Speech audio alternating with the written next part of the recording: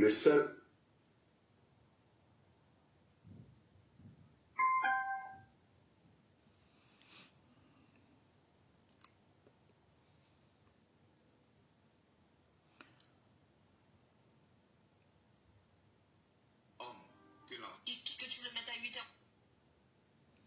Alors, bonjour mes amis. Bonjour mes chers amis. Alors, on va se connecter, on va parler un peu.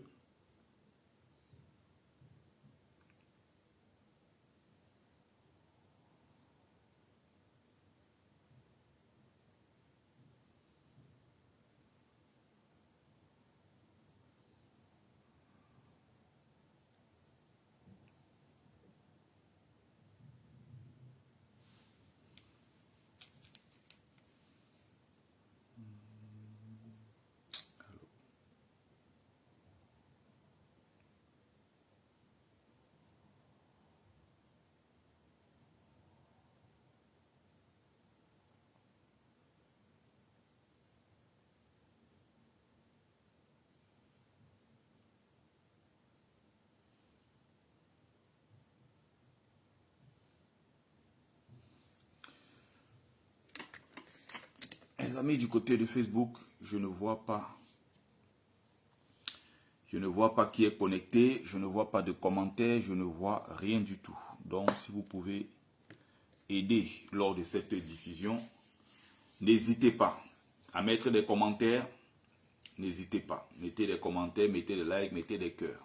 Hein, mes chers amis. Alors, je vais essayer de surélever un peu. Voilà.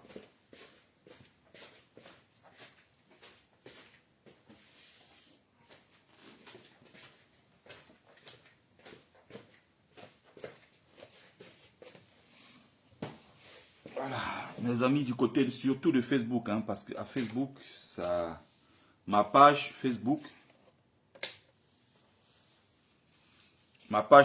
je ne peux rien, je ne vois pas hein, ni vos commentaires, ni je ne vois pas grand chose parce que j'ai été, la page est fortement signalée par des sardinas sur Facebook. Comme vous le savez, j'ai une page très restreinte sur Facebook. Bonjour Stevie Sam, bonjour à mes amis du côté de Facebook, bonjour mes amis du côté de TikTok également. Bienvenue sur la page de Bertie le Kamit, l'imperturbable négro-thérapeute, défenseur des causes justes qui avance malgré les vents contraires, en espérant que cette vidéo vous plaira. Vie, force, santé à vous, pluie de bénédictions ancestrales. Bienvenue sur la page de Mumbeso Mbong, grand notable de Dieu que je suis, porteur propagateur du savoir ancestral, descendant de la dignité et de ceux qui n'ont jamais trahi. Bienvenue dans ce live où je vais parler des lions indomptables. Pour ceux qui ne le savent pas, je suis d'ailleurs, ma grande passion n'a même jamais été la politique. C'est quelque chose que je déteste profondément. Parce que tel que la politique, ça se déploie sur le continent africain, mais plus particulièrement au Cameroun, notre pays, c'est quelque chose qui n'est pas en rapport avec mes valeurs. C'est pas quelque chose qui me plaît quand je le fais. Vous avez même remarqué qu'en ce qui concerne toujours la politique, je ne suis pas quelqu'un qui aime aller chercher au plus loin parce que c'est des choses dégoûtantes. Tel que je vois la pratique même de l'actualité, de l'activité politique même sur le continent, au Cameroun. C'est quelque chose de profondément dégoûtant. Donc, bonjour le doyen Ampère. On va essayer de discuter pendant quelques minutes. Je m'apprête à aller au sport. C'est important. Je voulais d'abord parler des savants de parti. Il faut qu'on comprenne là où le régime de Biya est en train de nous amener avec l'histoire du football. Et donc, pendant que je vais parler, je vais m'adresser beaucoup plus aux jeunes générations qui ne comprennent pas le sens de notre lutte. Tout trésor des dieux, si tu n'es pas content, tu peux partir d'ici. Sinon, tu seras bloqué. Je ne viens pas ici me faire des amis. Des amis, je n'en ai pas. Et je n'en ai pas besoin.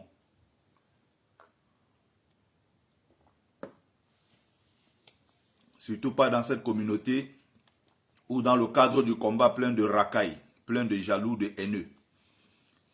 Et à chaque fois que j'ai voulu même ne serait-ce que me lier d'amitié avec une, deux personnes dans le cadre de cette lutte, ça s'est toujours très mal terminé.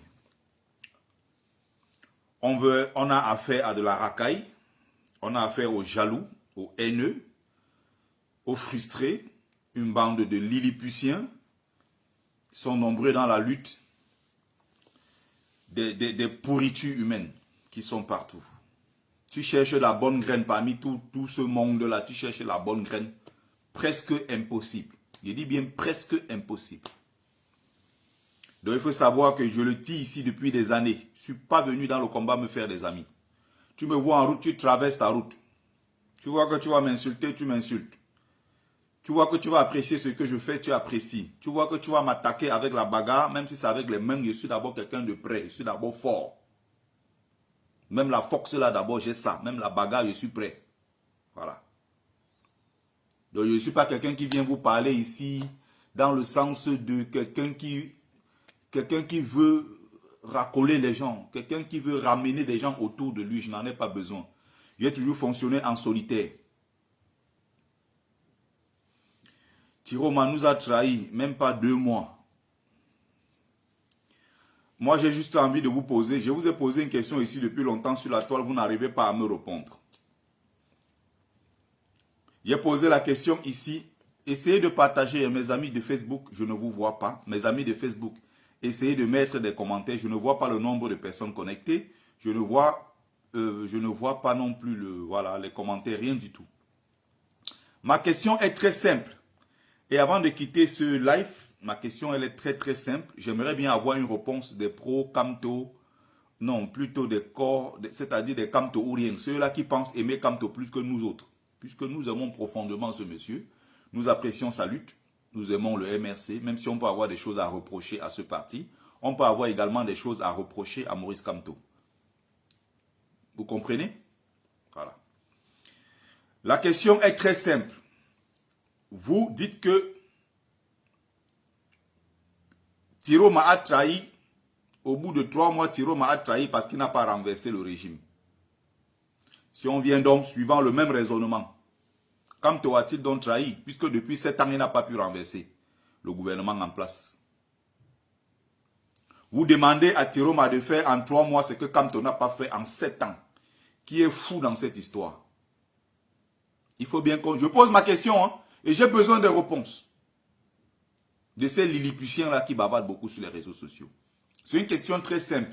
J'ai posé ça ici il y a plus d'1 mois. Vous n'arrivez pas à me répondre. Question simple, réponse simple. Le président Issa Tiroma aujourd'hui, que vous combattez, que vous haïssez, est sur la même posture, la même ligne que le président Maurice Kamto en 2018. Maurice Kamto en 2018 avait dit « j'ai gagné ». Il a lancé ce qu'on appelle le plan de résistance nationale. Le plan national de résistance. Et il est allé à Addis Abeba en Éthiopie. Il est parti à l'Union européenne. Il a engagé, si vous voulez, sur le plan international, la diplomatie, la lutte diplomatique. Il est allé dans pratiquement toutes les organisations internationales pour dire qu'il a gagné. Pour dire que Biya a volé ses élections, ça sa victoire. Plan de résistance nationale a été lancé, non au hold-up électoral, première année, non au hold-up électoral, deuxième année, non au hold-up électoral, troisième année, on n'en parlait plus. La victoire a été volée et on a consommé, à un moment on s'est dit, ah, Biya a volé, qu'il parte avec. On a commencé maintenant à préparer 2025 ou avant. On a passé donc le temps à préparer ce 2025 ou avant. Nous aujourd'hui, nous voici dans une situation compliquée. Donc pendant 7 ans, on nous a dit non au hold-up électoral, Paul Biya, bandit, Macron complice. On a sorti tout ça. Nos méquereurs, la maison va brûler, le Cameroun va brûler, les survivants vont rester reconstruits. Non au hold-up électoral. On a fait ça pendant 7 ans. Biya est toujours à étudier. Et donc, vous trouvez tout à reprocher à Tiroma, qui est en train de faire la même chose. En seulement 3 mois, vous avez tout à lui reprocher. Je pose la question pas aux vrais pro-Kamto comme nous. Hein. Je pose la question à la racaille, à ces racailles. Je pose la question à ces lilliputiens, des gens qui pensent avec les pieds, qui marchent avec la tête, qui se font appeler les Kamto ou rien. C'est des gens sans cervelle, évidemment. Incapables d'analyser. Ils ont quelques gourous qui tiennent un propos et les lilliputiens en bas vont partout distiller le même propos sans jamais analyser, sans remettre en question quoi que ce soit. D'ailleurs, parce qu'ils n'ont pas la capacité de remettre quoi que ce soit en question. C'est des parfaits idiots. Donc, je reviens donc à l'histoire pour parler du football. Vous parlez et dénoncez ici l'instrumentalisation des victoires des Lions indomptables à des fins politiques, pour la gloire de Paul Biya. L'usurpateur qui est assis là et qui a volé la victoire de Issa Tiroma Bakary, qui est le président élu du Cameroun. Et je dis ça ici, que ça plaise au corps, Kamto ou rien, vous soyez content ou pas, je dis ici, le nouveau président élu du Cameroun s'appelle Issa Tiroma Bakary, ça ne souffre de rien.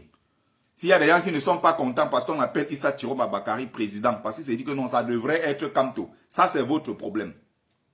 Vous ne respectez pas donc la volonté du peuple camerounais qui est sorti massivement voter pour un homme qui s'appelle Issa Tiroma Bakary. Pendant 7 ans, nous avons chanté Kamto président élu. Entre 2018 et 2025, on disait Maurice Kamto président élu. Et donc, il était véritablement le président élu. Cheryl Mbita, c'est être très très naïf que de dire ne mélangez pas le football à la politique. Je crois peut-être que tu dois être très jeune.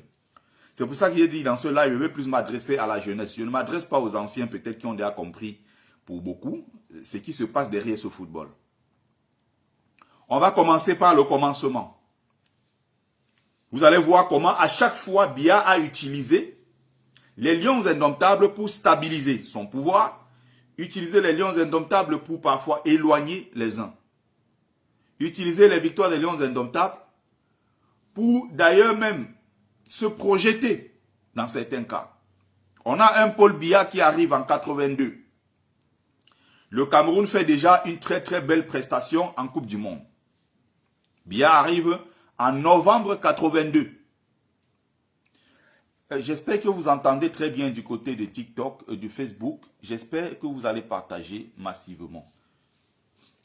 Donc, Biya utilise déjà, parce que les Lions indomptables sont appelés les Lions du Cameroun. Tout simplement, ce sont des lions.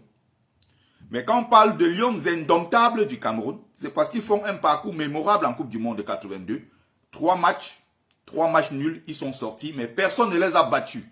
On commence à parler des Lions indomptables. Les Lions qu'on ne dompte pas, parce que c'était une belle équipe à l'époque, avec les anciens que vous connaissez, les Roger Mila, Koundé, que ce soit le gardien de but, Bel Joseph, que ce soit l'Inkono. La belle époque. C'était une équipe de Lions indomptables qui allait de victoire en victoire et qui écrasait le continent africain. Les grands joueurs de cette époque-là, tous venaient du championnat camerounais, de Canon, de Union, de Foudre. Ils venaient de tous ces clubs-là, de Caïman. Ils venaient en fait de tous les clubs du championnat camerounais, qui était un très grand championnat à l'époque. Et qui gagnaient des coupes continentales. À partir, des joueurs partaient de là pour gagner des coupes continentales. Et ils allaient à la Coupe d'Afrique, ils allaient en Coupe du Monde, sortant du championnat camerounais. Biya récupère déjà à partir de cet instant-là les premières victoires des Lions indomptables. En 1984, parce que là il y a Coupe du Monde 82, il y a 84, ça c'est la CAN. Après ça ils ont 2000, la CAN, ils remportent la CAN en 84.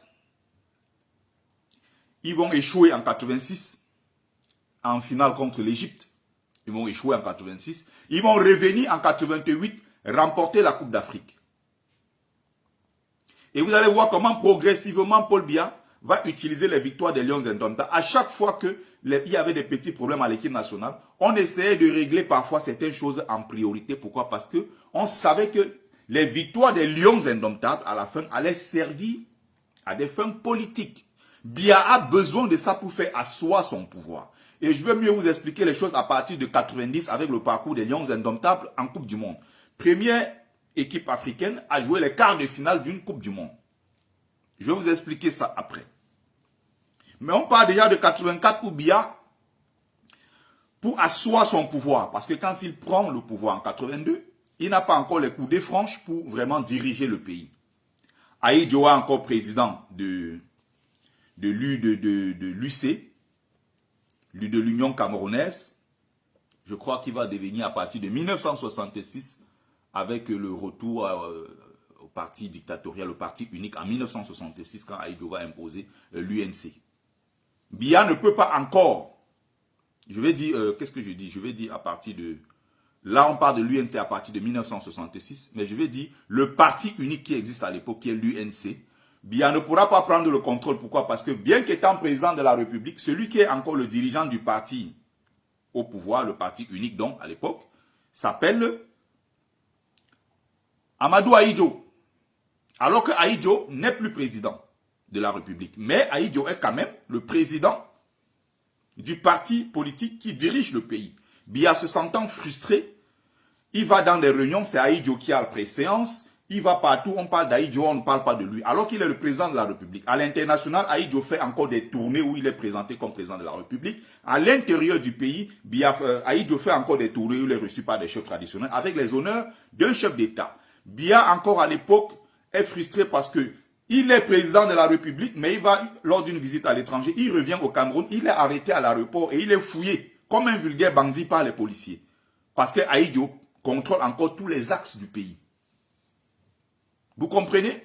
Ahidjo fait ça, pourquoi? Parce que lui, à un moment, s'est dit, je peux encore prendre le contrôle du pays, je peux encore diriger le Cameroun. Mais pourquoi j'ai commis cette erreur de laisser le pouvoir à quelqu'un comme ça? Diamant noir, quand je suis en train de développer, si tu donnes ce genre de choses, il faut argumenter. Si tu n'argumentes pas dans les secondes qui suivent, tu seras bloqué. Si tu ne connais pas,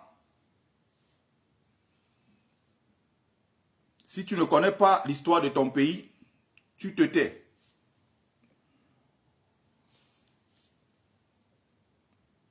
Je ne sais pas si Ochi Ewane s'adresse à moi. Encore une autre racaille que je dois bloquer.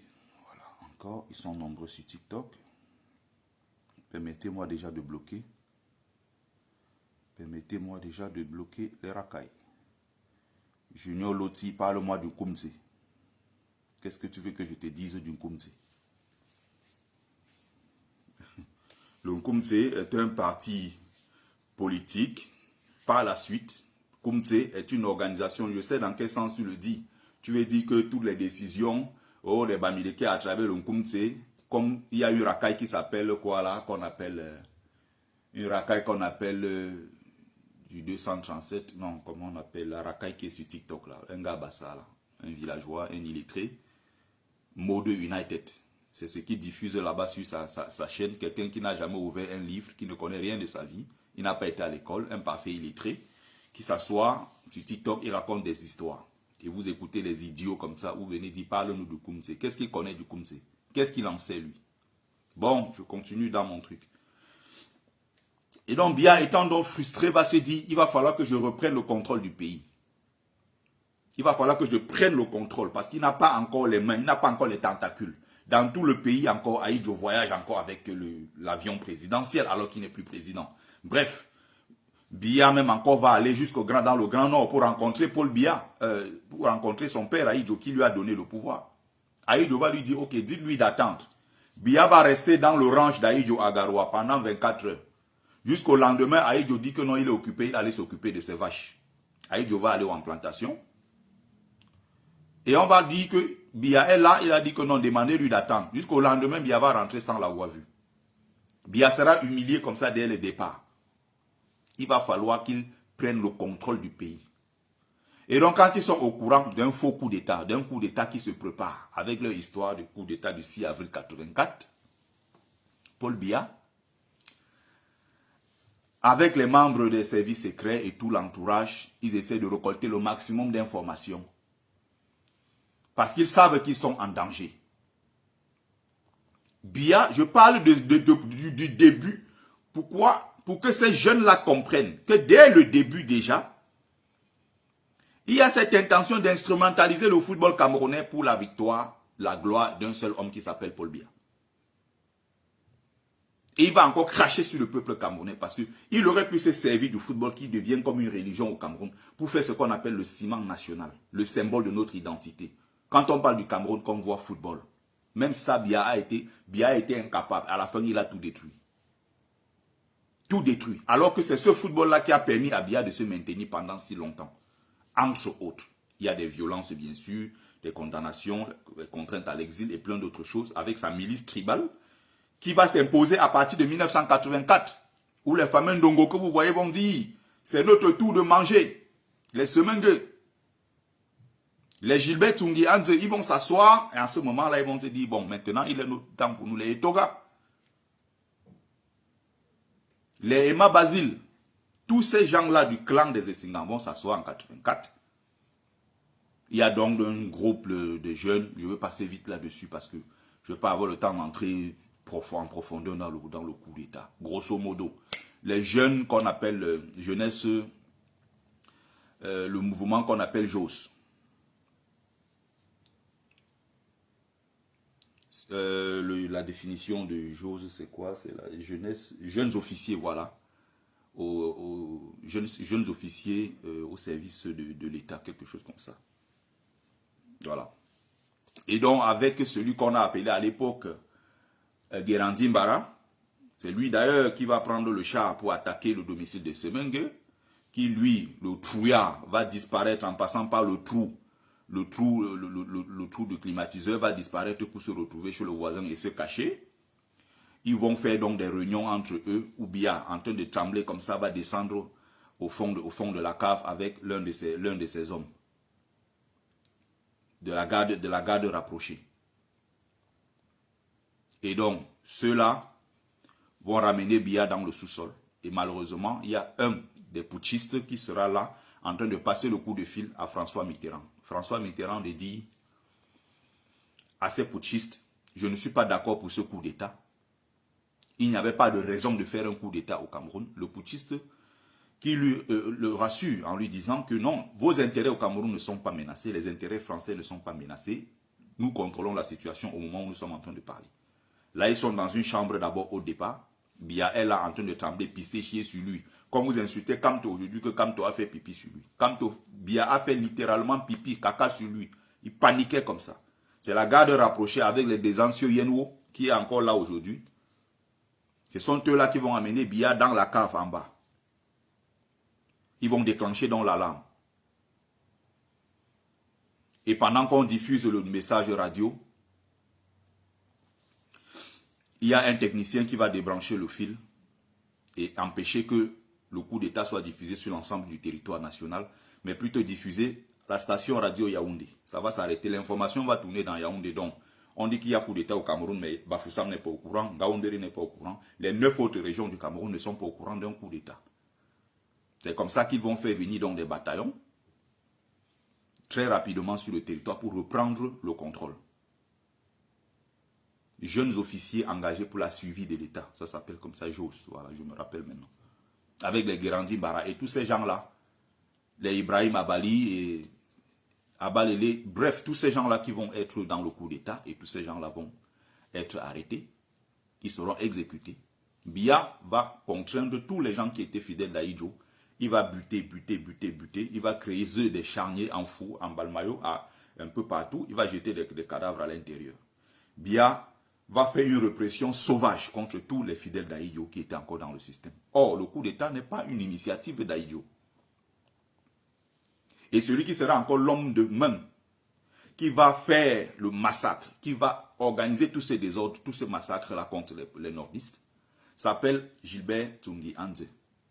Dans un ouvrage ici, Aïdjo fait un témoignage en disant après avoir massacré les Bamileke à l'ouest du Cameroun, parce que Tungi Anze, d'abord, qui est du clan des Essingan, à l'époque d'abord était à l'ouest, il était préfet à l'époque, et il était du côté de Nkonsamba, il était à l'ouest du Cameroun, donc tous les Bamileke qu'il a massacrés à l'ouest, c'était lui, le boucher, avec un certain Georges Maîtrier, qui est un Français, qui après avoir commis tous ces forfaits-là au Cameroun, va se retrouver du côté du Togo pour poursuivre les massacres. Mais il y a un Camerounais qui s'appelle Tsungi Anze. Et il va massacrer littéralement là-bas et couper les têtes de nos parents bamileke, déposer dans des carrefours et mettre des cigarettes comme ça allumées. Les Semengue et tous ces gens-là sont dedans. Ils n'ont jamais été inquiétés jusqu'à aujourd'hui. Il était donc question d'écarter tous ces gens-là et maintenant d'imposer le clan des Zessingans. Et c'est à partir de 84 que ces gens-là disent c'est notre tour de manger. Vous allez voir que les mêmes racailles, les mêmes incultes, aujourd'hui accusent Albin Zonga en disant que oui, Albin Zonga avait dit à Bafoussam que c'est au tour des Bamileke de manger. Et si c'était le tour des Bamileke de manger, les Bamileke ne sont-ils pas camerounais? Si les nordistes ont mangé pendant 25 ans, Biya et ses Fambeti Boulou ont mangé pendant 43 ans. Si les Bamileke mangent aussi, ça fait quoi? Ce ne sont pas des Camerounais? Ils sont moins Camerounais que les autres? Donc voilà comment ils vont entretenir ces mensonges. Et on a toujours la même racaille qu'on appelle le Mode United et tous ces autres racailles, Guerrier et Kang, et Pati et Ba et tous ces racailles qui sont sur TikTok et qui diffusent quotidiennement la haine contre les Bamileke. En disant qu'Albin Zongan avait dit que c'est notre tour de manger, mais les Bamileke sont aussi Camerounais. Donc, Biya dans sa tête, à l'époque, il faut qu'il prenne donc le contrôle du pays. Et c'est à partir de ce moment-là qu'il va imposer donc ses tentacules. Ahidjo est contraint à l'exil. Tout ce temps, Ahidjo déjà est bloqué en exil, parce que pendant le coup d'État, Ahidjo n'était plus au pays. Il n'était même pas d'ailleurs au courant de ce qui se passait. Et il sera condamné, son corps condamné jusqu'à aujourd'hui. Le corps n'est plus jamais revenu au Cameroun. Son épouse, pareil. Ses enfants, pareil. D'autres enfants ont décidé de trahir la mémoire de leur père et de venir travailler avec Paul Biya pour avoir de quoi manger. Alors, Nikrat, je ne sais pas à qui tu t'adresses, il vaut mieux être très propre. Il faut être très propre dans tes... Voilà, sinon tu seras bloqué tout simplement. Donc, voilà donc ce qui se passe. Le coup d'État donc a échoué, mais qui en réalité était un faux coup d'État. C'était l'occasion rêvée pour Paul Biya à ce moment-là de faire le nettoyage à l'intérieur et imposer ses gens. C'est comme ça que progressivement, il va prendre le maire de Yaoundé, tribaliste dans son propre camp, hein, c'est-à-dire qu'il va sortir les Fouda, il va remplacer par les Emma Basile, il va prendre les gens de son entourage Betty, son entourage chez les Boulous. C'est-à-dire que Biya va mener la bataille, la guerre contre ses propres frères, parce que progressivement, à l'époque, les Boulous déjà ne sont pas nombreux, c'est un peuple déjà qui est très, très, ultra minoritaire. Nous sommes déjà très, très minoritaires. Donc, à l'époque, même quand Biya a besoin de diriger le pays, il n'a pas suffisamment d'hommes Boulous pour diriger le pays. Il n'y a que les gens comme les fameux Ndongo comme ça, tribalistes depuis la nuit des temps. Quand vous tombez sur les mémoires des historiens, des acteurs de l'époque qui parlent de fameux Ndongo, fameux Ndongo a toujours été dans le tribalisme anti-bamileke. C'est un haineux qui n'aime personne que les gens de sa propre tribu. Bon, voilà des gens comme ça, qui seront autour de Biya pour dire c'est notre tour de manger. Et donc, bonjour Eléo, ils vont donc se servir de ça. Biya va se servir de ça le moment venu pour asseoir son pouvoir, asseoir sa domination. Comme je disais, il avait besoin de recruter d'abord dans un premier temps les gens les Ewondo pour les calmer d'abord, parce que Biya lui-même étant contesté à Yaoundé, parce que n'étant pas Ewondo, il est venu du sud pour prendre le pouvoir à Yaoundé. Donc Biya lui-même à Yaoundé était un étranger. Et il y a des Ewondo qui ne supportent pas ça. Il prend progressivement les Ewondo pour diriger d'abord en disant que c'est entre nous. Mais sauf que progressivement, Biya va écarter ces Ewondo parce que beaucoup étaient déjà compétents à l'époque. Beaucoup avaient été à l'école. Contrairement à ses frères qui n'étaient pas encore suffisamment dans l'administration. Biya est obligé de composer avec les Ewondo qu'il va par la suite chasser. Pour remplacer par ses propres frères Boulou. Ce qui fait que pour prendre le contrôle, il aura besoin de ses frères du village. Et pour ceux qui sont dans l'entourage de Paul Biya, ceux qui ont fréquenté ici avec Paul Biya, ils savent que Paul Biya c'était un tribaliste invétéré. Même ici à Paris, Biya a fréquenté ici à Paris. Il y a encore sa chambre d'étudiant qui est ici, dans le 91 ici, quelque part ici. Le nom de la ville m'échappe. Biya ne traînait qu'avec les membres de sa tribu, même ici à Paris.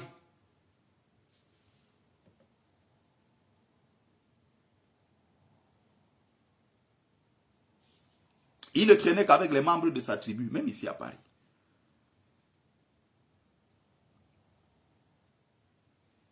Il va donc se servir des lions indomptables. Nous avons mis tout à la disposition des lions indomptables. Parce qu'il sait que si les lions gagnent, ça permet d'attendrir le peuple. Et le football camerounais monte en puissance. On est même pratiquement à l'âge d'or du football camerounais à l'époque. Avec des grands clubs comme les Canons et tout ça qui vont remporter des coupes. Non seulement sur le plan national, vous avez des Sintra et plein d'équipes nationales, d'équipes, n'est-ce pas, du Cameroun qui vont remporter des titres à l'échelle continentale en battant des grandes équipes. Biya s'est toujours servi de ça. Bonjour mon frère le soldat, Tavjo. J'arrive, hein. Je t'ai dit que j'arrive en Afrique du Sud. J'arrive bientôt. J'arrive. Je vais venir visiter l'Afrique du Sud bientôt. Donc, comme j'étais en train de dire, il va se servir de ça. 88, les Lions remportent la Coupe d'Afrique des Nations. Paul Biya est toujours auprès des Lions.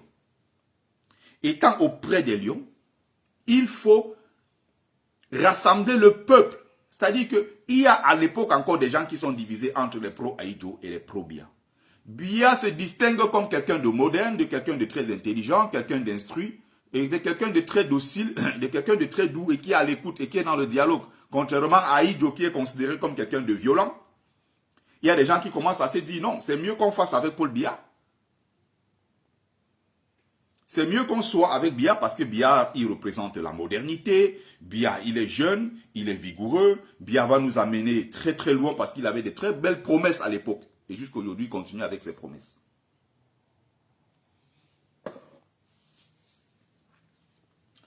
Vous aurez donc à l'époque le musicien qu'on appelle Ngale Jojo, qui va donc sortir même une chanson au départ d'Ahidjo pour se moquer des nordistes. J'en ai parlé ici à plusieurs reprises. Vous pouvez taper sur YouTube l'artiste Ngale Jojo, vous mettez le titre à côté, et Simon à rigueur. Vous allez voir comment à l'intérieur il chante, il insulte les nordistes, en disant que les sauvages sont partis, Ahidjo est parti avec sa sauvagerie et tout. Les nordistes c'est des idiots, ils n'ont pas été à l'école, ils ne savent pas parler français. Bref, dans sa chanson, il critique, insulte les nordistes et ouvre la porte, ouvre la voie et soutient le nouveau régime en place. Il aura d'ailleurs à l'époque beaucoup de difficultés à s'imposer parce que à côté, ces chansons très très engagées avaient posé aussi beaucoup de problèmes. Biya récupère encore en 88 victoire des Lions indomptables à la CAN, à des fins politiciennes. Paul Biya doit s'imposer. Il faut donc l'opium. Il faut une sorte de drogue du peuple camerounais. Cette drogue-là s'appelle le football. Alors que son pouvoir était en train de vaciller. Son pouvoir est complètement menacé parce qu'après déjà 7 ans, 8 ans, disons pratiquement 10 ans, mais déjà ça se ressent à partir des années 90. Parce que Biya est venu, il a pris le pouvoir. Sauf qu'il n'a pas ouvert le pays au multipartisme. On est toujours dans le système unique avec l'UNC depuis 1966. Même si avant on parle de multipartisme qui existait dans les années 60, 62, 63 et autres, à l'époque ce n'était pas véritablement un multipartisme en tant que tel. La plupart du temps c'était des partis tribaux. C'était des partis tribaux, c'est-à-dire que vous avez une cinquantaine de partis politiques à l'époque, mais qui étaient des petits partis politiques, des regroupements des petites tribus, des sous-sections, comme ça, qui se présentaient comme des partis politiques, mais qui étaient intimement, qui étaient très liés à la tribu, liés à des petits cercles villageois. Ce n'étaient pas des véritables partis politiques d'envergure nationale. Vous avez par exemple, il y a le cercle qu'on appelle... Il y avait un parti politique là chez les Boulous qui combattait l'UPC, qui a été créé en 1955-56 par là, qui s'appelait l'Union des peuples Boulous contre l'UPC, quelque chose comme ça. Vous allez retrouver en pays bamileke des partis politiques à l'intérieur, des partis politiques comme le RPC par exemple. Vous avez des partis politiques à l'ouest qui n'étaient pas du tout d'accord avec la lutte de l'UPC et qui pensaient que non, c'était des voyous, c'était des maquisards qui créaient du désordre. Vous avez ça pratiquement sur l'ensemble du territoire. Ce qu'on va appeler des partis politiques n'étaient que, bon, des regroupements comme ça. Mais à partir de 1966, on revient au parti unique. On sera dans le parti unique avec l'UNC. Et Biya maintenant va prendre le contrôle du pays sans toutefois ouvrir le pays à la démocratie. Maintenant, qu'est-ce qu'ils vont utiliser plus tard comme argument? Biya, c'est l'homme de la démocratie. Et jusqu'aujourd'hui, 2025 aujourd'hui, 43 ans plus tard, disons plus de 30 ans plus tard, vous avez des salopards qui sont sur la toile pour dire que c'est Paul Biya qui a apporté la démocratie au Cameroun. Quel Paul Biya a apporté la démocratie au Cameroun? Vous avez quand même la démocratie. Il y a le vent de l'Est qui souffle, la chute du mur de Berlin. Vous avez le contexte international à l'époque qui impose que s'il n'y a pas le multipartisme dans votre pays, c'est que vous n'êtes pas aligné sur le vent actuel du changement du monde entier. Donc c'est un contexte international qui va imposer au Cameroun la démocratie, c'est-à-dire l'ouverture démocratique. Ça, ce sont les acteurs extérieurs. Le contexte international, la chute du mur de Berlin, le bloc de l'URSS qui va se décomposer complètement. Vous avez les bailleurs de fonds qui vont imposer que si vous voulez donc des financements internationaux, en passant par les bailleurs de fonds qu'on appelle quoi, ceux qu'on appelle l'FMI, la Banque mondiale et autres, non, vous devez ouvrir votre pays à la démocratie. Vous avez le discours de la bolle de François Mitterrand qui dit de façon très claire à ces pays africains des dictatures, si vous voulez l'aide de la France, vous devez ouvrir votre pays à la démocratie. Il y a le contexte international, le contexte national avec le véritable héros qui s'est battu pour le multipartisme au Cameroun. Anissé Ekane qui est parti récemment. Les maîtres Yondo Black Mandenge.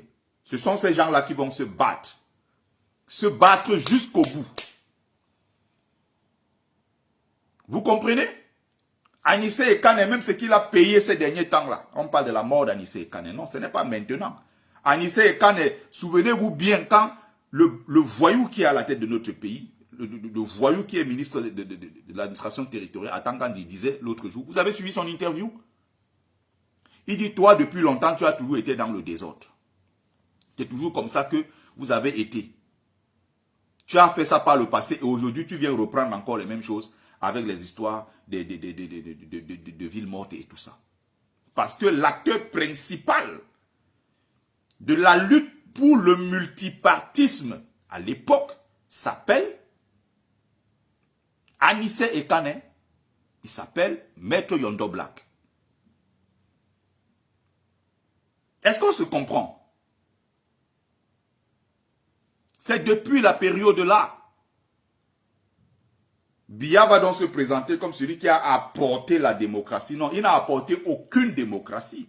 Anissé Ekane a lutté. Les associations ont lutté. Et c'est l'ensemble de tout ça, mélangé maintenant, ajouté au contexte international, qui va donc imposer cette démocratisation, n'est-ce pas, du Cameroun. Et donc, les opportunistes comme le SDF qui est opéré en clandestinité avec les Ni John Fundi, et les autres. Il y a le bandit, il y a un autre alcoolique ici là, en Allemagne là. Il boit de l'alcool, il saoule tout le temps comme ça, il bavate. Padi Asanga, voilà. Son papa à l'époque là, c'est ces gens-là des opportunistes. Ce sont eux-là qui vont donc plonger dans cet opportunisme-là pour créer le SDF qui va aller aux élections de 92 battre Paul Biya. Mais ceux qui ont porté, qui ont donné leur poitrine, qui sont allés en prison, qui se sont battus pour l'avènement de ce multipartisme au Cameroun, sont ceux que vous connaissez. Il y a la presse à côté avec les Puce Ndiawe qui vont faire un travail formidable, les Benjamin Zebazé qui vont faire un travail formidable, avec les Séverin Tchunke d'Equinox, qui aujourd'hui est devenu un grand sardinat. Bon, à moitié on va dire. De temps en temps il fait de bonnes choses, mais d'un autre côté, c'est les gens qui sont là qui soutiennent aussi le régime. Donc, il y a un contexte international avec tous ces éléments-là, n'est-ce pas? Un contexte international, contexte national. Et il y a donc des noms qui se dégagent de façon aisée. C'est le nom donc d'Anissé Ekane, de Maître Yondo Black et de tous ces gens-là qui vont se battre pour que le Cameroun arrive à cela. Biya va venir récupérer comme d'habitude Là, on n'est plus sur le football, on est sur le terrain politique. Même sur le terrain politique, Biya est un récupérateur. Il ne fait jamais rien, il n'initie jamais rien. Biya va donc sur le terrain politique récupérer non seulement, il va récupérer même sur le terrain footballistique.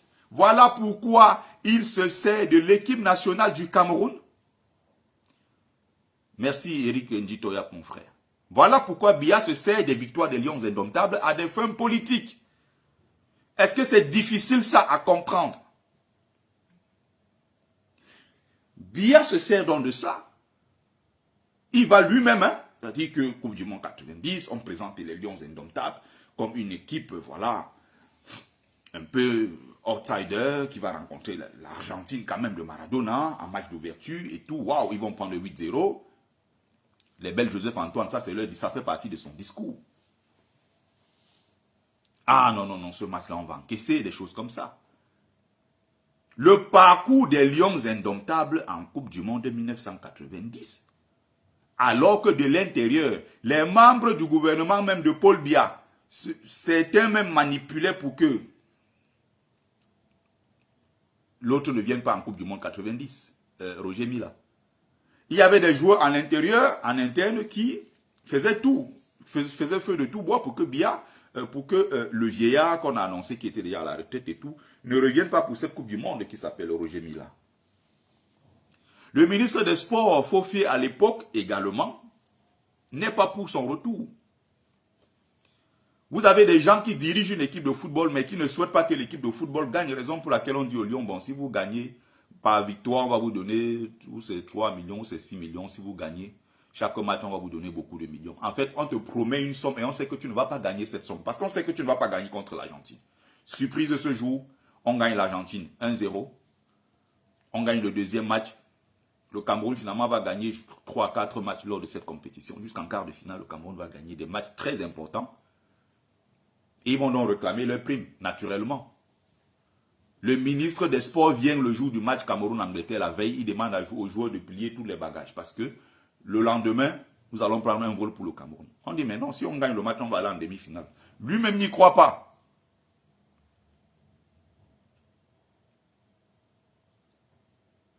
Voilà ce qui se passe dans notre pays. Le football, la drogue de notre pays. Les jeunes n'arrivent plus à raisonner. Les jeunes n'arrivent plus à réfléchir. Biya utilise ça pour endormir le peuple camerounais. Les Lions indomptables ont gagné. Biya lui-même va faire le déplacement en Italie. Parce qu'il sait qu'il a besoin de ça. Et c'est de ça qu'il va se servir comme argument clé pour rassembler les partis d'opposition qui voulaient lui faire barrage dans les années 90, 92, jusqu'en 92 encore. Parce que les partis politiques là vont naître durant cette période-là. On aura une ville morte en 91 qui sera vraiment très accentuée. Pratiquement 8 mois de ville morte, plus de 400 morts, des jeunes qui vont être contraints à l'exil, des jeunes qui seront massacrés dans les universités, avec encore une milice tribale toujours, comme Biya a toujours fonctionné. Et ceux qui étaient des traîtres à l'époque, qui étaient des indiques, les noms sont connus, dont certains aujourd'hui qui est présenté comme un héros du Cameroun. Ateba Eyene, il faisait partie des indiques à l'époque. Tout ce que je dis là, je peux le démontrer.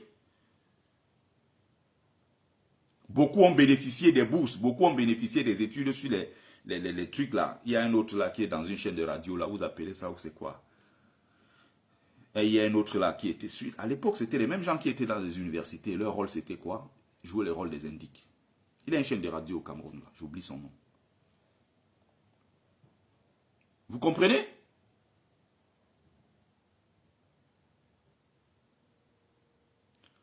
Vous avez donc accepté, vous avez donc validé cette distraction. Biya s'est toujours servi des victoires des Lions indomptables. Ce n'est pas une affaire d'aujourd'hui.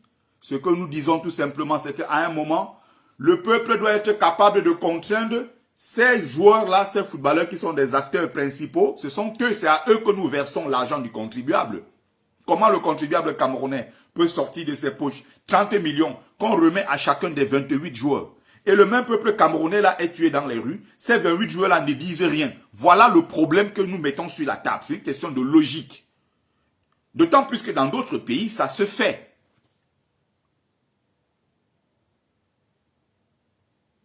Ça se fait ailleurs. Pourquoi au Cameroun, ça ne se fait pas?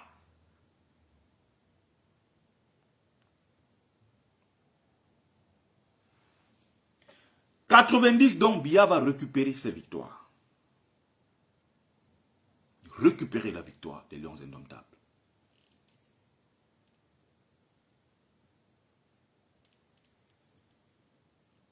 J'attends ton coup, réveil brutal africain. Je ne sais pas si c'est à moi que tu t'adresses. Ou tu t'adresses aux gens avec qui tu discutes. Si quelqu'un veut contribuer, que la personne contribue, je n'ai aucun problème avec les contributions pertinentes. Les contributions qui sont là, voilà, dans le but de construire et non de casser. Parce que si tu viens avec la critique cassante, tu es viré, tout simplement. Je ne prends pas tout ce temps, je ne fais pas tout ce travail-là pour venir m'asseoir sur la toile et débattre avec des idiots qui ne contribuent en rien. Nous sommes en train de faire un travail de conscientisation. Nous faisons un travail, nous faisons un travail vraiment de conscientisation depuis très longtemps sur la toile. On n'est pas là pour s'amuser. C'est pour ça que les sujets périphériques du Congo, ça ne nous intéresse pas. Nous sommes sur des sujets centraux, des sujets pertinents, clés, des sujets les plus indispensables.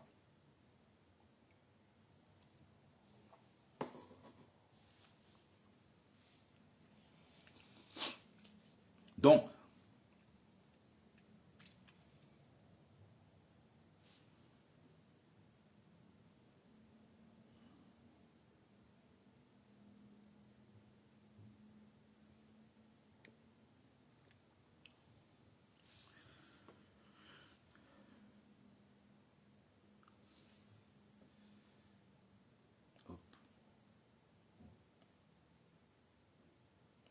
voilà, il y a un micrate que je voulais bloquer depuis, c'est fait, bloqué. Les autres, prononcez-vous également sur TikTok, comme ça je vous vis en même temps. Donc, on continue.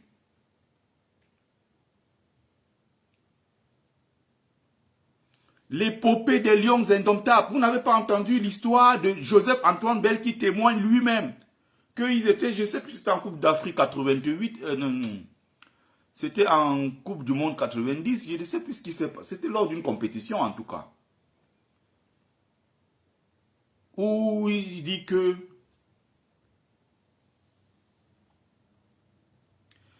ils ont gagné grâce au bobolo qu'on avait envoyé depuis le palais présidentiel. Vraiment, on avait fait des bobolos de très bonne qualité, les bobolos qu'on a envoyés et tout ça, ils ont mangé les bobolos. C'est vraiment, on a fait un avion de bobolos qu'on a envoyé, les conneries comme ça. Il y a toujours la main du chef de l'État sur l'équipe nationale. Où on essaye d'expliquer aux gens que non, si les Lions ont gagné, c'est sur très haute instruction du chef de l'État. Si les Lions ont gagné, c'est parce qu'on a mis tout à la disposition et les instructions du chef de l'État ont été très fermes. Le chef de l'État a donné des instructions fermes. C'est pour ça que les Lions ont gagné. Là, nous sommes encore dans une Coupe d'Afrique des Nations. On n'a joué qu'un seul match. On a marqué un but par césarienne contre le Gabon. Un but du genre Ouétu, comme on dit. Un seul but contre le Gabon et tout le match, on a passé le temps à défendre. Et vous avez déjà des gens qui font des sorties pour vous expliquer que vous avez des gens qui font des sorties pour vous expliquer que c'est la meilleure équipe, c'est une équipe formidable. Il fallait vraiment chasser Marc Brice. Eto'o a vraiment bien fait. Eto'o est un génie, Eto'o est un visionnaire. Voilà encore la même tactique. Eto'o est un visionnaire. Ce n'est pas Eto'o qui joue au stade. Eto'o n'est ni entraîneur ni joueur sur le terrain. Mais la victoire, la gloire revient à qui? À Samuel Eto'o, qui est un grand visionnaire. Celui-là qui a tué le football camerounais. Le championnat ne se joue presque pas. Des clubs sont endettés. Les clubs ne participent plus aux compétitions internationales. On a plus de toutes les catégories, de A', B, l'équipe nationale féminine, tout le reste. Fédération camerounaise de football, c'est mort dans tous les sens. On n'a plus jamais rien remporté depuis qu'Eto est là. On a même du mal à participer à des compétitions internationales. Mais Eto est un visionnaire. C'est-à-dire que ceux qui ont joué là, si tu demandes à ces gars, donnez le nom de 5 des 11 entrants hier, ils ne sont pas capables de vous donner le nom des joueurs. Qui a marqué, ils ne se souviennent même pas de qui a marqué. La gloire revient à un homme qui s'appelle Samuel Eto'o, qui est retraité depuis 2014, qui ne joue plus au football, qui n'est même pas entraîneur. Demandez à ces gars qui est l'entraîneur des Lions Indomptables en ce moment. Non, il s'appelle David Pagou. Ils ne connaissent pas le nom de Pagou. Ils connaissent seulement que le génie Eto'o a fait, on a vu. Voilà leur problème, comme des moutons. C'est racailles. Ces gens de la secte de l'église. Voilà comment ils raisonnent. Autre gloire. La gloire revient à Paul Biya. Qui est Paul Biya? Celui qui a envoyé sa milice tribale massacrer plus de 100 Camerounais il n'y a même pas 3 semaines. Il y a encore des gens en prison au moment où nous parlons. Des milliers de Camerounais sont en exil. Beaucoup ont dû fuir leur pays. Plus de 9000 personnes ont été arrêtées et surchargées dans des prisons du Cameroun. Il y a parmi eux des enfants de 14 ans, de 13 ans qui allaient à l'école, qui sont en prison au moment où nous sommes en train de parler. Les Lions ont gagné un seul match contre le Gabon. Et donc, on est passé à autre chose.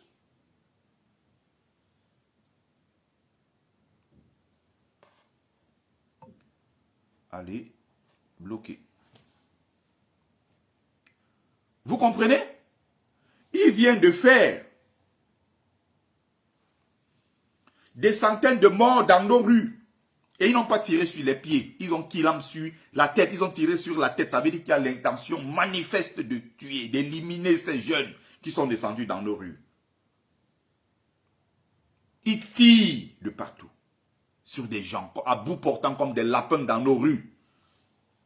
Est-ce que vous avez vu un seul moment les Lions Indomptables rendre hommage au peuple, c'est-à-dire porter aussi la douleur du peuple camerounais qui est meurtri dans sa chair? Vous avez vu les Lions Indomptables le faire une seule fois? Jamais. On donne donc 5 milliards de francs CFA pour couvrir les besoins de la Coupe d'Afrique des Nations. On donne donc 30 millions par joueur. Et donc les 30 millions qu'on donne par joueur, ils prennent cet argent et mettent dans leur poche. C'est l'argent du contribuable camerounais qui vient d'être tué dans les rues du Cameroun. Et ces joueurs-là ne disent rien. La gloire revient à qui? À Paul Biya. Paul Biya qui a donné des instructions fermes. Allez écouter les Sardinats partout sur la toile. Popol a repris le contrôle. L'ordre régnera. Popol a dit. Le même Popol vient de faire des centaines de morts dans nos rues. Le même Popol vient de contraindre des milliers de Camerounais à l'exil. Il vient de mettre des tonnes de gens en prison, pour sa gloire, pour son pouvoir. Et à cause d'un match de football, on a tout oublié. On est passé à autre chose. Voilà comment Biya s'est servi du football. Dans les années 2000, 2002, le Cameroun fait une belle épopée. Jeux olympiques, on remporte. Coupe d'Afrique des Nations. Coupe d'Afrique 2000-2002. En 2003, on fait finale de Coupe de Confédération contre la France. À chaque fois, c'est grâce au chef de l'État. À chaque fois, vous voyez, dans les matchs importants, les ministres, les membres du gouvernement et tout ça, tous ces gens-là, on voit Chantal Biya aller même parfois dans les vestiaires, peut-être des Lions et tout ça, rencontrer des gens qui viennent regarder. Tout ça pour la gloire de son mari. Comment ça, c'est difficile à comprendre? Vous croyez que quand on dit que non, ces lions-là, même bêtes à qu'ils perdent et qu'ils rentrent, et qu'on aille résoudre nos problèmes en priorité? Vous croyez que c'est parce que nous, on déteste beaucoup le Cameroun? Vous qui criez quand les lions marquent, vous croyez que vous aimez le Cameroun plus que nous? Vous savez que le Nigeria, à une certaine époque, a eu trop de problèmes. On a suspendu l'équipe nationale. Vous savez qu'il y a des tonnes de pays dans le monde qui n'ont pas d'équipe nationale de football? Et ces gens-là vivent 100 fois mieux que les Camerounais qui ont l'équipe nationale des Lions Indomptables. On est dans quel pays finalement? On est dans quel monde? On est dans quel monde? Biya s'est toujours servi des victoires des Lions des Indomptables à des fins politiques. J'ai pris les exemples ici, plusieurs exemples. J'ai pris des exemples ici depuis déjà des années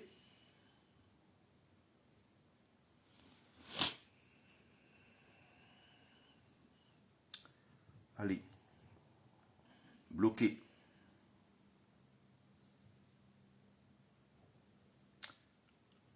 Bloqué encore.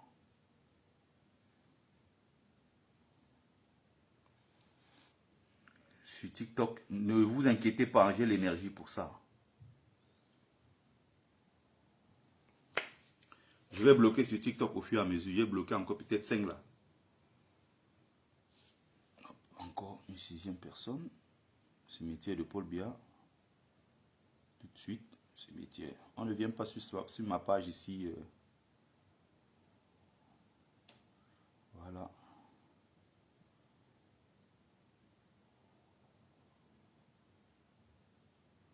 On ne vient pas sur ma page ici jouer les... Voilà, les choses comme ça. Voilà.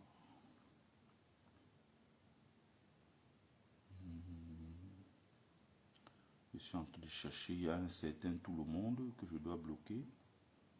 Voilà, encore un autre à la poubelle. Voilà. Bon, on va continuer. Donc, j'ai pris à partir des années 90, j'ai expliqué le contexte. Comment Biya est un champion de la récupération. Comment Biya est un champion de la récupération. Sur le terrain politique, j'ai expliqué comment Biya est un récupérateur qui ne fait rien, il récupère le travail des autres. Biya n'a jamais été le père de la démocratie. Jamais. Et du multipartisme. Jamais. Les acteurs clés sont là. L'acteur clé des villes mortes, Mbouama Sok, est encore en vie.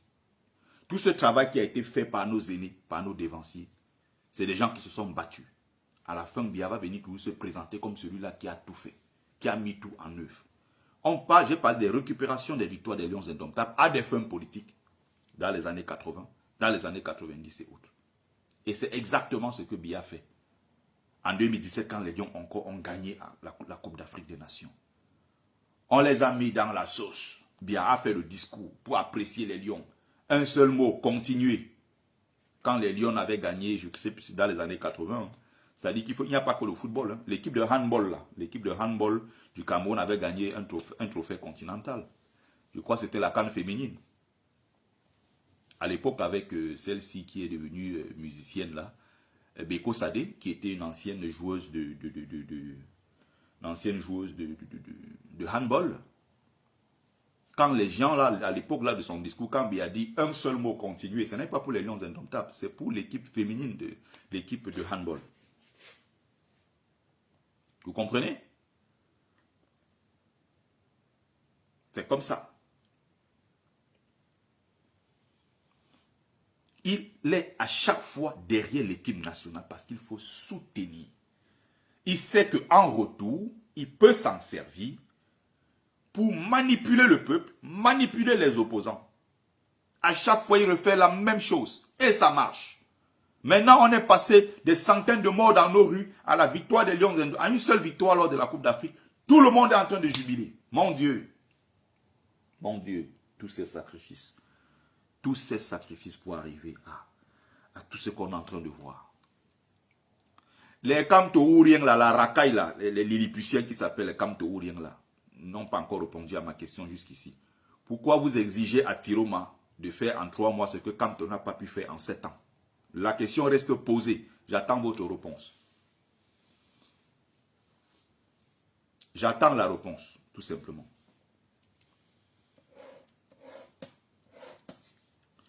Je vais passer au Maroc.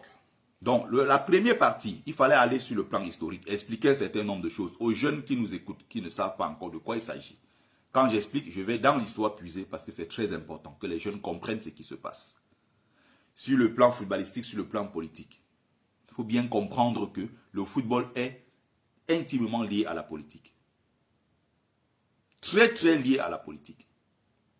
Et Biya n'est pas le seul à le faire. Beaucoup de dictateurs à travers le monde essayent toujours d'utiliser le football. Le football et le football encore parce que le football c'est l'opium du peuple.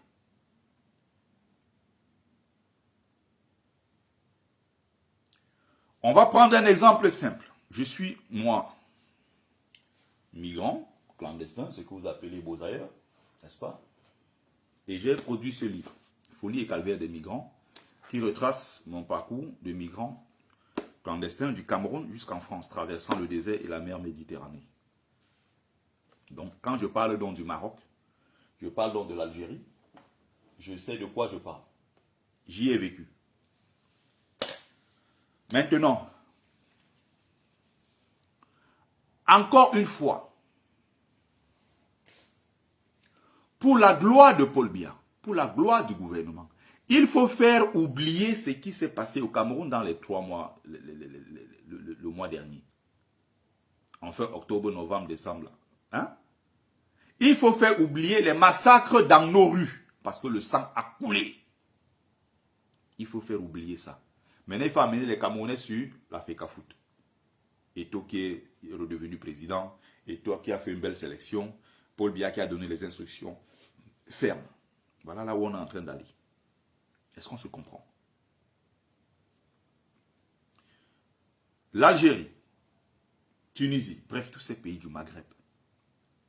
Des Camerounais vivent là-bas par centaines, par dizaines de milliers. Si on vous dit le nombre de Camerounais qui vivent au Maroc, vous n'allez pas croire. Le nombre de Camerounais là-bas qui vivent au Maroc, les Camerounais sont nombreux là-bas.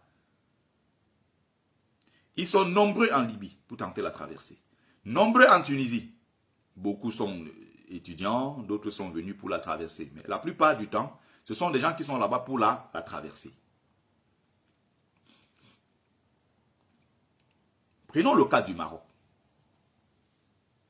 J'ai vécu pendant plus de 2 ans et demi. Vous avez des milliers de Camerounais qui sont dans les rues du Maroc, littéralement des mendiants, des gens qui n'ont pas où dormir, des gens qui n'ont pas de papiers, des gens qui sont dans des situations chaotiques. Demandez à ces Camerounais qui vivent au Maroc s'ils peuvent aller dans l'ambassade du Cameroun au Maroc et être reçus dignement comme étant des Camerounais. Demandez-leur, ils vivent là-bas. Moi, j'ai vécu là-bas. Demandez à ces beaux-ailleurs partout là. Je parle des beaux-ailleurs parce que c'est l'écrasante majorité. Demandez même aux étudiants camerounais. Ils sont nombreux là-bas, étudiants camerounais au Maroc, qui n'ont pas pu continuer leurs études parce qu'ils ont demandé des bourses, ils n'ont pas obtenu. Ils ont demandé même les facilitations de leur dossier au niveau de leur ambassade pour pouvoir continuer leurs études au Maroc. Ils n'ont pas pu. Le gouvernement marocain, le gouvernement camerounais là-bas, l'ambassade du Cameroun ne se préoccupe pas de ces gens. Ils sont là pour la gloire de Paul Biya. Ils sont là pour gagner les prochaines élections. Comme vous avez vu là, ils ont volé. Ils sont encore en train de se préparer pour 2032. Ils vont prendre encore le contrôle. C'est comme ça que ça marche. Demandez aux étudiants camerounais installés au Maroc s'ils sont bien reçus et leurs dossiers sont traités en temps et en heure quand ils vont à l'ambassade de ce pays, au Maroc.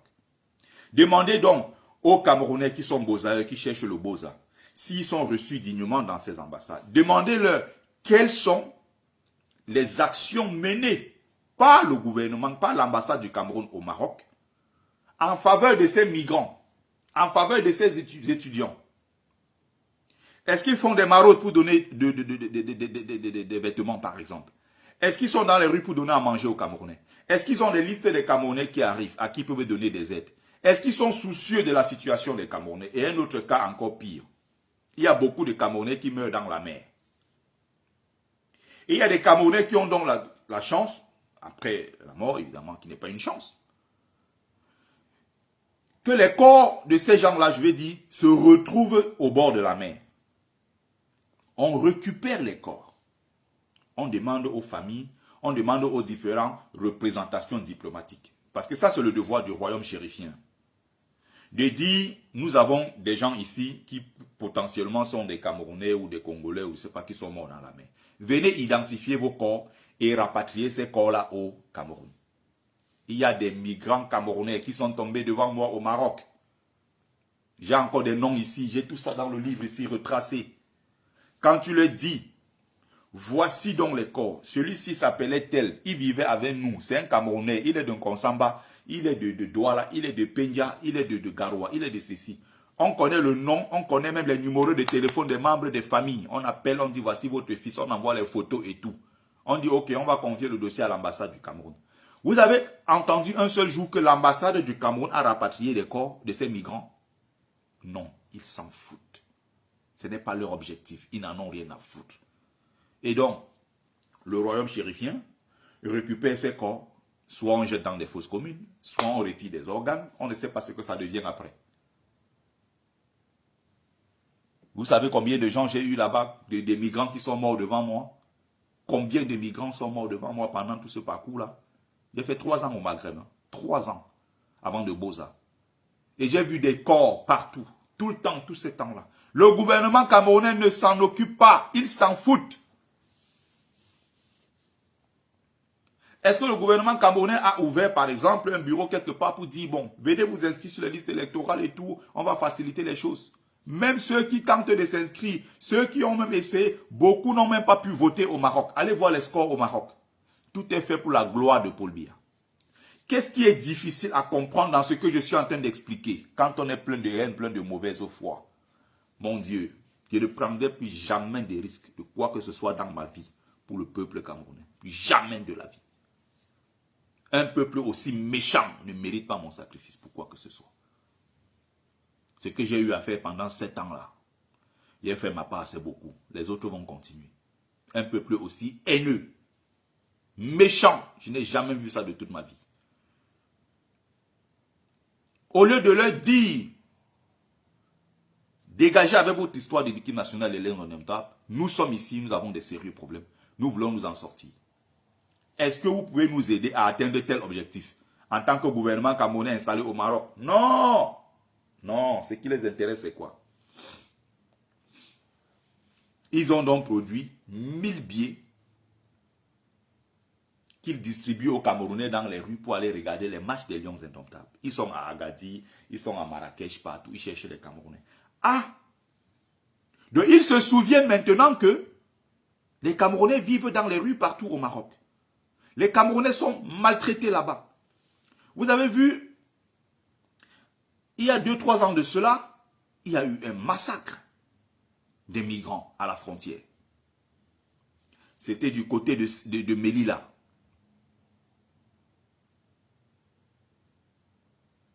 Il y a l'enclave comme ça. Vous avez une enclave, c'est une enclave espagnole du côté du Maroc qu'on appelle Melilla. Et là-bas, il y a une barrière. Nous, on allait là-bas à l'époque. Ça s'appelait le Polo des 16, ceux qui sont de ma génération. On va là-bas. Les gars sont allés tenter la traversée là-bas. Ils arrivent, ils sont battus à mort par centaines. Des corps étaient alignés comme ça au sol. L'ambassadeur du Cameroun au Maroc, Magnus Ekoumou, qui est là au Cameroun, à Paris ici. Magnus Ekoumou, qui est là, a pris son vol, il est allé au Maroc, féliciter le roi du Maroc, pour dire que vraiment il fait du bon travail, il s'occupe bien des migrants africains, particulièrement camerounais, et blablabla, et blablabla. On s'est moqué de nous. On insulte le peuple. Et c'est ce que le peuple camerounais mérite. Nous qui nous battons pour dire non à cette honte-là, c'est nous que vous insultez tous les jours, alors que nous, on est à l'abri du besoin.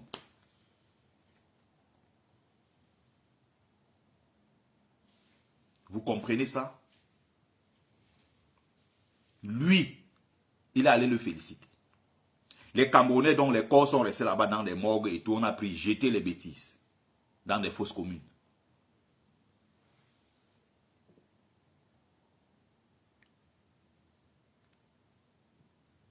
Vous comprenez?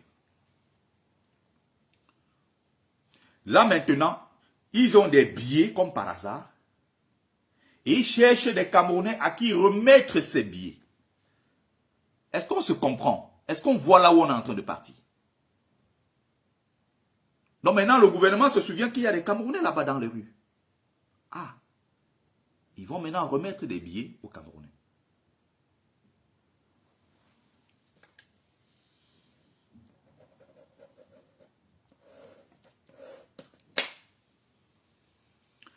Souvenez-vous de tout ce qui s'est passé au Cameroun. L'équipe nationale du Cameroun était là, est au service et à la gloire de Paul Biya. Est-ce que vous avez vu, au même titre, hein, pareil que ce que vous avez vu au Congo, vous avez vu l'équipe nationale congolaise faire ceci?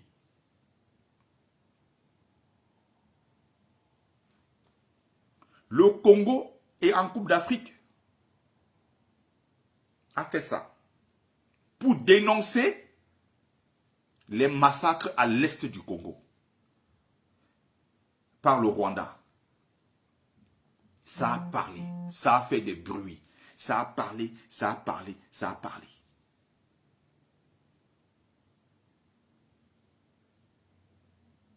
Ça a beaucoup fait du bruit dans le monde. Et ça a permis de faire avancer la cause. Pourquoi? Parce que ces joueurs congolais, ils savent qu'ils sont la vitrine du pays. Et ils ne peuvent pas être la vitrine du pays. Avoir des primes de participation à une Coupe d'Afrique avec l'argent du contribuable. Et ce même contribuable est en train de mourir à l'est du Congo, ils ne disent rien. Ils ont fait ça. L'image est restée mémorable. Ça a permis de faire avancer la cause. Rappelez-vous les Sardinans qui sont en train de suivre là. Donnez-moi un seul exemple ici de l'équipe nationale du Cameroun où ils ont porté un brassard, où ils ont posé une action qui rappelait un problème interne, en fait, poser une action mémorable pour porter une cause nationale. À quel moment? Donnez-moi. Je veux des réponses claires. Question simple, réponse simple. Il y a eu catastrophe de l'Agnos. Les Lions n'ont jamais porté de brassard. Glissement du terrain, Ngwache, jamais de brassard. Glissement de quoi? La falaise de Tchang, des centaines de morts. Il n'y a jamais eu deuil national. Et je vais dire, l'équipe nationale du Cameroun n'a jamais dit une minute de silence ou porter un brassard noir en hommage à ceux-là. Il y a une ville là, où c'est Tombo, comment ils appellent le nom de la ville là m'échappe toujours à Yaoundé. Là où il y a eu récemment le glissement de terrain là. Mettez-moi le nom en commentaire s'il vous plaît. Il y a eu beaucoup de morts là-bas récemment. Là où Grégoire habite à côté, il a son truc d'élevage de poissons. Comment on appelle encore le quartier là, Yaoundé? Le quartier jupitérien là, ça a un nom quelque... Mbankolo. Voilà. Merci. Mbankolo. Glissement là-bas. Massacre en Garbou. Dans le Nozo. L'équipe nationale du Cameroun est en train de jouer, non? Les frères anglophones sont massacrés depuis. Vous avez vu un seul jour, après tout ce qui... Les bébés Martha, le Ngarbou, tous les villages brûlés. Vous avez vu un seul jour, l'équipe nationale a mis un brassard? Jamais. À quoi sert donc l'équipe nationale des Lions indomptables? On a gagné donc des cannes, ça a servi à quoi? Voilà les stades qu'on dit qu'on a construits. Les stades ne sont plus aux normes. Donc on laisse des stades flambants neufs qu'on avait construits. La FIFA maintenant dit que ces stades ne sont plus aux normes au point où on est obligé de jouer des matchs au stade Amadou Ahidjo, qui a été construit depuis les années 70 pour la Coupe d'Afrique au Cameroun en 72. Ça a été construit quelques mois avant pour la CAN. C'est ça qu'on utilise encore jusqu'à aujourd'hui, là où les Lions jouent leur match officiel, Amadou Ahidjo. Alors qu'on a englouti plus de 3500 milliards pour la construction des stades avec des écailles de pangolin qui tombent. Où quelqu'un est venu à la chaîne de télévision publique, chaîne de télévision au journal télévisé le soir, dit qu'il y a des hôtels au sous-sol du stade Olembe, du complexe sportif d'Olembe, qui a les hôtels au sous-sol. Ces gens-là sont en liberté. Ils ont détourné des milliards et des milliards. Le sac de ciment à 18 000 francs. Ils ont fait des surfacturations. Ils ont volé, ils ont mis dans leur compte. Pour la Coupe d'Afrique. Et pendant la Coupe d'Afrique au Cameroun, il y a eu 8 morts, plus de 150 blessés, des bousculades. Vous avez vu au prochain match des Lions, est-ce qu'ils ont mis un seul instant? Vous avez vu un seul instant, ils ont mis un brassard? À quoi sert donc l'équipe nationale du Cameroun? Si on doit puiser dans les caisses de l'État, 5 milliards. Alors que la CAN, le vainqueur de la CAN gagne 4 milliards. Le Cameroun, pour aller à cette même CAN, a besoin de 5 milliards. On va où? Et tu ne peux pas dénoncer ça. Quand tu dénonces ça, on dit que tu es antipatriote. On t'accuse de tout. Non, laissez l'équipe nationale du Cameroun tranquille. Parlez de tout, mais laissez les Lions en paix. Parlez de tout, mais laissez les Lions. Les Lions n'ont rien fait. Ils n'ont rien demandé. C'est des jeunes garçons qui demandent seulement à jouer au football. Et moi, j'ai mis combien? J'ai mis ta maman. Tu es bloqué. En tant que citoyen camerounais, je contribue si tu ne le savais pas. Tu sais combien je viens d'envoyer à ma famille? Tu sais combien je viens d'envoyer pour mon business qui fonctionne au pays? Tu sais combien je viens d'envoyer? Tu sais combien j'envoie tous les mois? Tu sais que chaque fois que j'envoie l'argent, le gouvernement du Cameroun prend une partie sur l'argent que j'envoie. Salopard. Viens se mettre sur ma page pour dire j'ai envoyé combien. L'argent du contribuable, tu crois que ça sort d'où?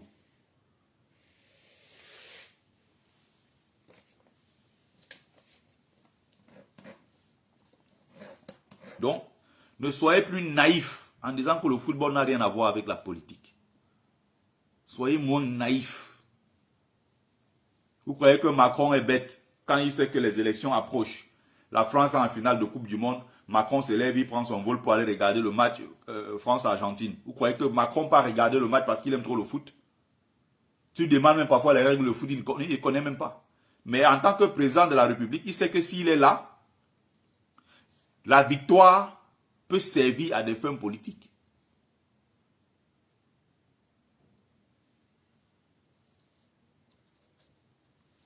Vous croyez que ce chef d'État, quand on dit le chef d'État s'est déplacé, vous croyez le président Tshisekedi du Congo, il va dans les vestiaires saluer les lions du Congo, vous croyez que c'est pas les panthères quoi du Congo là?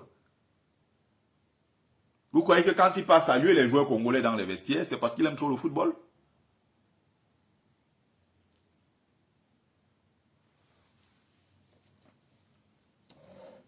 Le but ici, c'est de pousser les lions indomptables.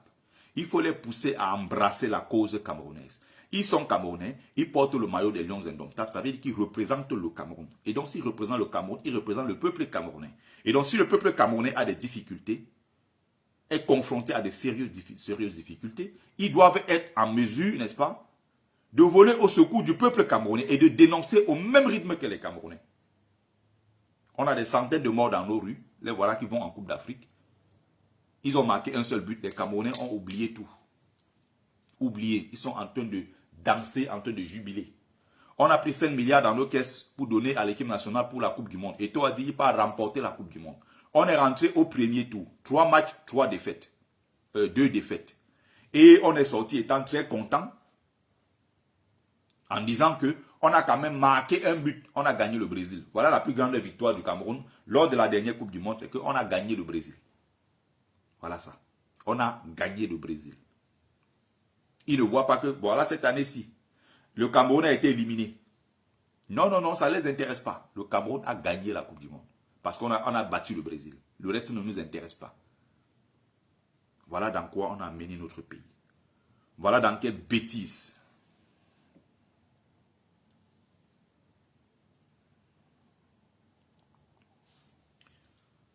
Voilà dans quelle bêtise on se trouve aujourd'hui. Éco B quoi, les B quoi là, tu es déjà viré. Donc tu n'as même pas eu 5 minutes sur ma page. Viré. Et quand je bloque, je ne débloque plus jamais. Terminé. Je vous parlais du Nigeria. Le Nigeria, à une certaine époque, ici a compris que non, mais ça n'allait pas. On n'allait pas continuer comme ça. Ils ont suspendu l'équipe nationale. Jusqu'à nouvel ordre. Les matchs des Lions, des Aigles du Super Eagles ne se jouaient pas. Ils ont dû résoudre un certain nombre de problèmes avant de recommencer à jouer au football. Et c'est un pays qui a 300 millions d'habitants. Regardez avec tous les problèmes qu'on a connus au Cameroun. La drogue est là, le foot. Biya a 43 ans au pouvoir, 92 ans, le plus vieux chef d'État en activité au monde. On n'a pas honte de ça. Comment on fait pour s'en sortir, mon Dieu? Et les gens sont dans le football. Le prochain match est contre la Côte d'Ivoire. Ils sont en train de multiplier partout. Ah, le Cameroun va gagner la Côte d'Ivoire et tout ça. Si on gagnait même cette Coupe d'Afrique-ci, dites-moi. Dites-moi. Qu'est-ce que ça apporterait? C'est plus important que le départ de Paul Biya, gagner une Coupe d'Afrique. Quelqu'un qui a détruit tout notre pays. Quelqu'un qui a littéralement détruit. Il dit que non, ne mélangez pas le football à la politique. Laissez ces gars-là jouer. Eto'o est fort. Paul Biya est fort. Paul Biya a donné des instructions fermes. Voilà dans quoi on se retrouve. Voilà dans quoi on se retrouve. C'est incroyable. Tout ce qui arrive aux Camerounais là, ils méritent. Mais 7 ans d'exil ne souffrent de rien. Nous on est là, 7 ans d'exil. S'il veut, il multiplie encore même pas 2. Nous on est là, on ne part nulle part. Pendant ce temps, on a une belle vie, on a tout. Bonjour le brave combattant Kameko dit à la paix. Nous on est là, on n'a pas de problème. On est tranquille. Ceux qui parlent ça tous les jours, tu entends le Ben Sikine a écrasé. Si tu parles, tu entends qu'il est allé à l'hôpital, il est mort parce qu'on a demandé le choco. Ceux qui jubilent là que non, Popo est fort, il a donné les instructions fermes, l'ordre régnera. C'est les mêmes là, ils sont au lit, ils crient, ils demandent de cotiser pour eux. Un peuple de malades, de malheureux, un peuple de gens méchants. Je n'ai jamais vu un peuple avec autant de méchanceté. J'étais tranquille avant dans mes trucs où je m'épanouissais dans des trucs panafricains, où j'abordais des sujets d'ordre généraux, vraiment des sujets sur l'Afrique en général et tout. Je ne me mêlais pas vraiment des choses camerounaises. 2018, je suis tombé dedans tchoum, avec les pieds et les mains. Voilà dans quoi on est aujourd'hui. Vous allez voir que les corps, Kamto ou rien, les idiots ou rien, les tarés, jusqu'à présent, personne n'a répondu à ma question. Ma question reste posée. Quand il a même fini le direct, je vais reposer la question en ligne.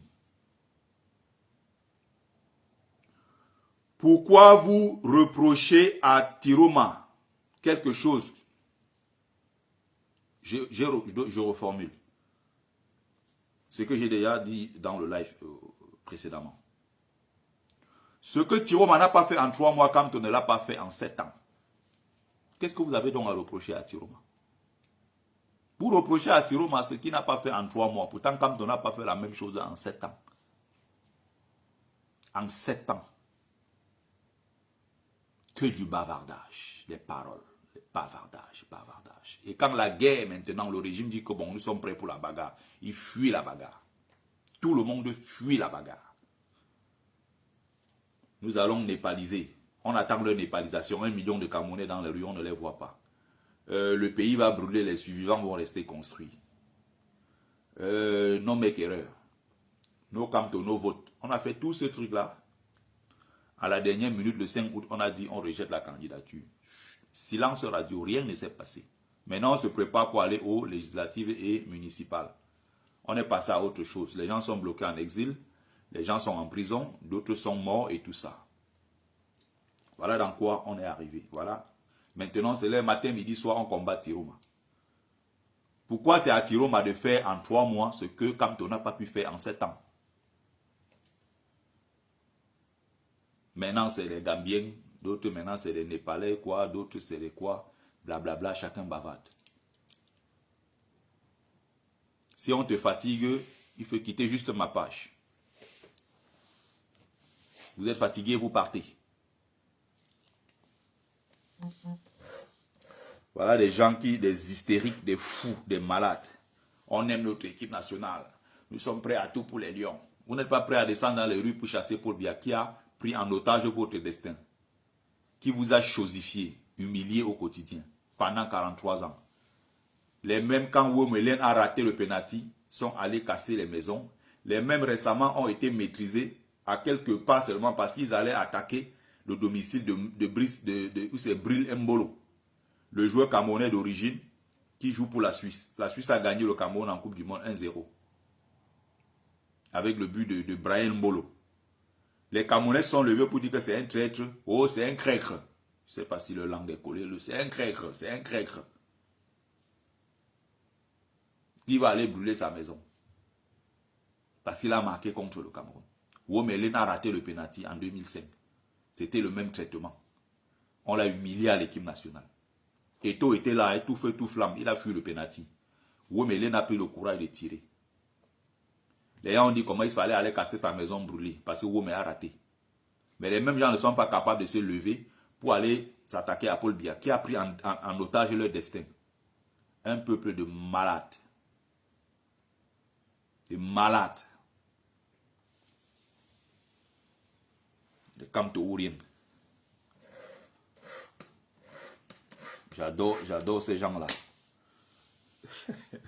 Ce sont des crècres. Le champion à la matière, c'est encore qui là? Ou c'est Magneto, ou c'est quoi encore là? Il y a encore l'autre là. Alimba. Ils ont trahi.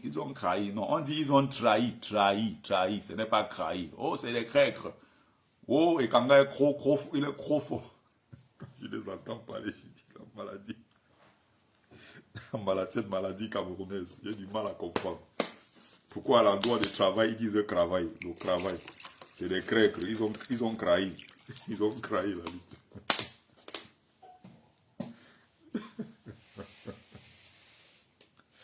Oh, le travail, ils ont crahi. Ils sont en train de crahi. Hein?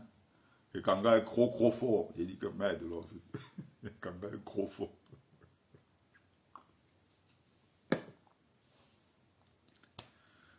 Ouais, terre de mes ancêtres. J'adore ce pays. Bon, le président élu, Issa Tiroma Bakari, est en train de travailler. Il est en train de faire un boulot formidable. Et vous êtes vous-même en train de voir, sur le terrain le travail d'Issa Tiroma Bakari. Ce qu'il est en train d'abattre sur le plan diplomatique.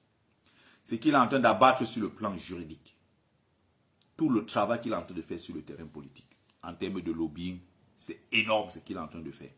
Mais encore une fois, nous voulons des actions concrètes. Parce que Kamto a fait ça. On ne veut plus la distraction. Kamto a fait ça 7 ans. Je vais à l'Union africaine, je vais au siège de l'Union européenne, je vais ici, je vais là-bas. Nous voulons la libération du pays. Donc, le président Tiroma est en train de travailler.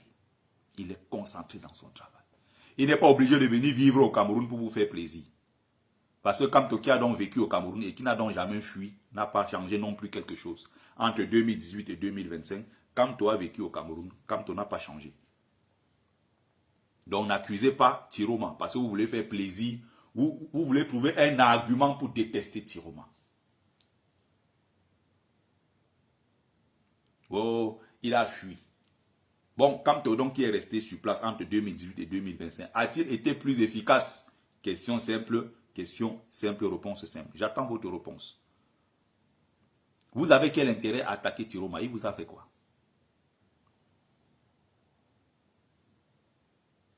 Question simple, réponse simple.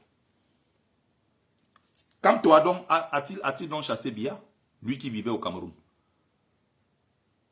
Puisque Tiroma a fui, il est faible. Kamto est trop fort parce qu'il est resté sur place. Ok. Est-ce qu'il a donc chassé Paul Biya? Paul Biya est encore là. Méfiez-vous. On dirait que le volume est parti sur Facebook. Mon volume est à fond. Hein? Vraiment à fond. Bon, j'ai déjà presque terminé le live. Hein. Là, maintenant, on est dans les prolongations.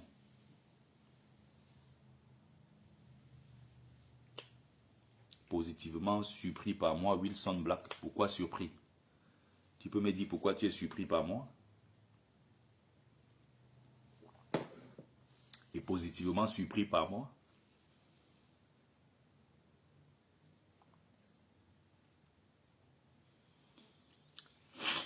Bonjour Madeleine Poundé, brave combattante.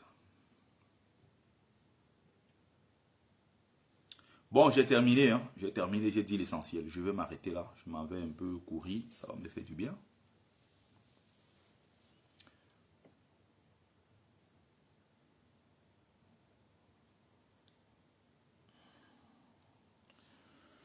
Donc, voilà. Merci à ceux qui ont pris... Ah, Wilson Black, je me rends compte que c'est le changement que tu suis et non l'homme. Je suis pour le changement. J'ai toujours été pour le changement. Bon, c'est donc une bonne chose. Si tu as cru que j'étais pour l'homme Kamto, parce que c'est Kamto l'homme. Je ne crois pas en un homme, je crois en un idéal. Je suis pour le changement du Cameroun. Si demain là, ceux que j'attaque tous les jours, j'appelle milice tribal Boulou. Si parmi eux là, quelqu'un se lève, il dit que, non, moi je vais plutôt en salle de sport, je ne cours pas dans la nature. Je vais souvent dans la nature, mais ça c'est quand je suis avec les enfants. On ne peut pas faire du vélo dans la nature. Mais quand je vais vraiment en salle, c'est en salle de sport normale. Voilà. Donc, Wilson Black. Je suis pour le changement. Donc, demain matin, même si c'est Cabral Libi là, qui va nous apporter ce changement, je serai avec lui. Atanganji même, demain matin, là, il prend le pouvoir. Si c'est lui là qui va apporter le changement, nous on est pour que le Cameroun avance. C'est-à-dire que je vais, moi, Camerounais, je me lève, je vois, il y a des autoroutes, des hôpitaux de référence, des dispensaires où on est pris en charge, du début jusqu'à la fin, avec respect, avec dignité. qu'il y ait des écoles partout sur l'ensemble du territoire. On ne veut plus voir des enfants camerounais qui traînent dans les rues parce qu'ils ne peuvent pas aller à l'école. On veut voir des Camerounais traités avec dignité.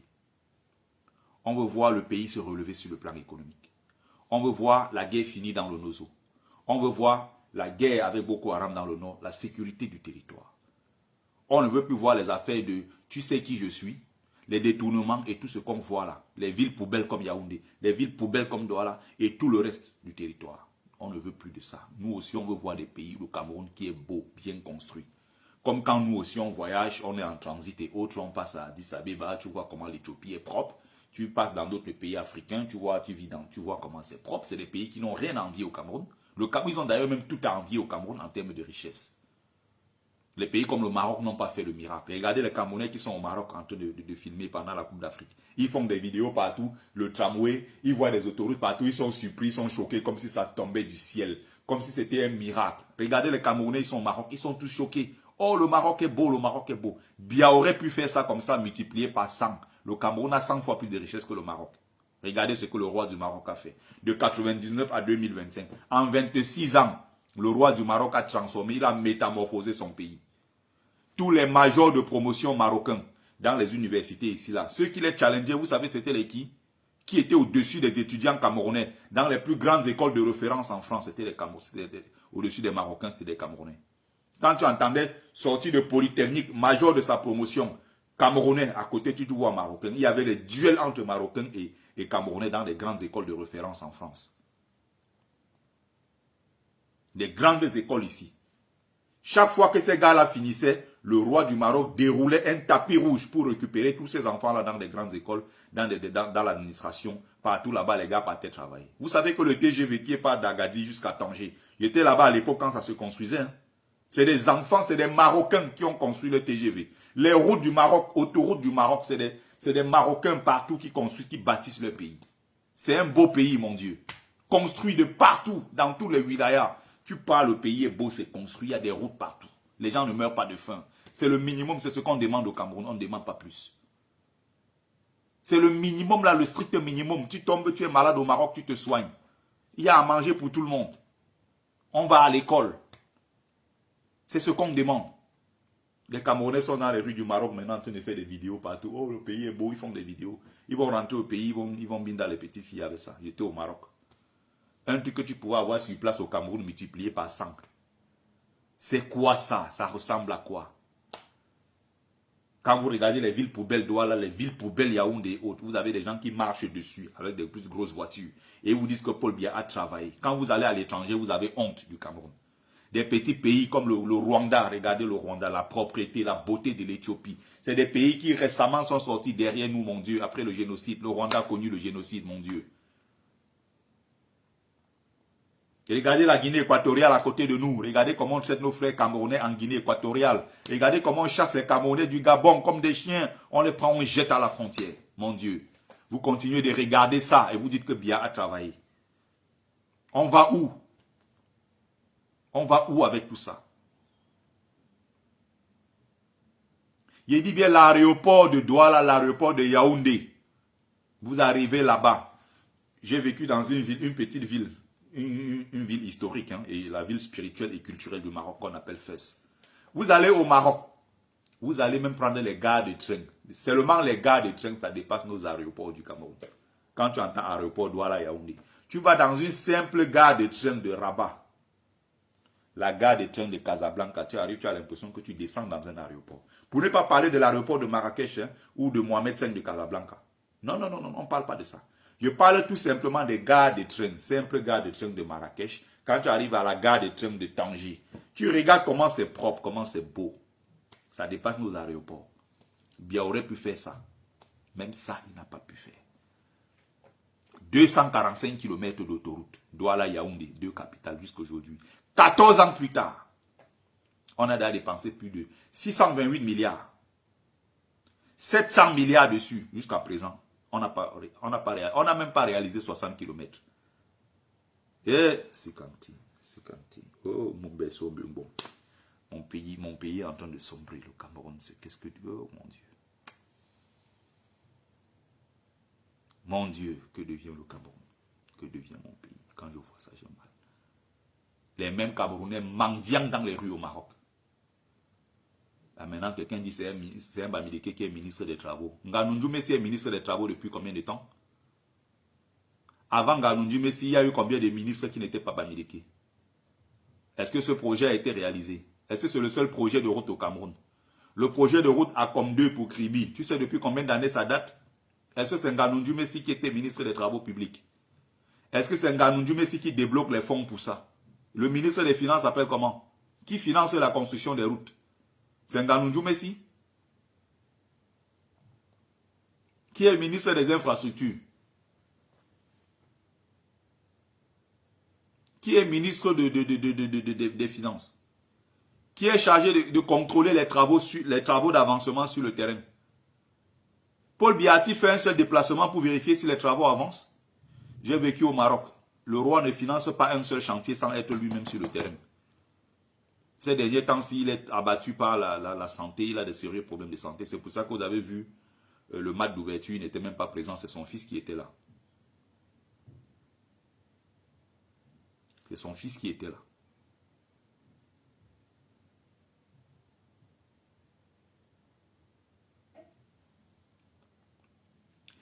Il finance des travaux quelque part.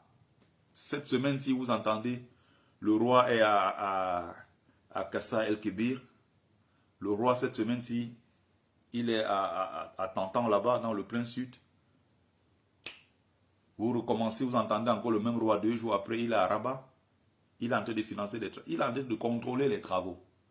C'est-à-dire que tu vis dans un pays, le roi se déplace. C'est-à-dire que le président, celui qui représente, il se déplace partout. Les contrats commerciaux, il pas signé. Il revient à Fès. Quand tu vois la ville commence à... On met des drapeaux déjà partout dans la rue. On va accueillir, le roi arrive. Le roi arrive. Un roi formidable. Je souhaite santé à ce monsieur.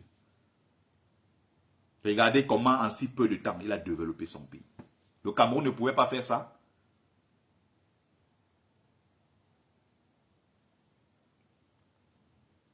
Mon Dieu.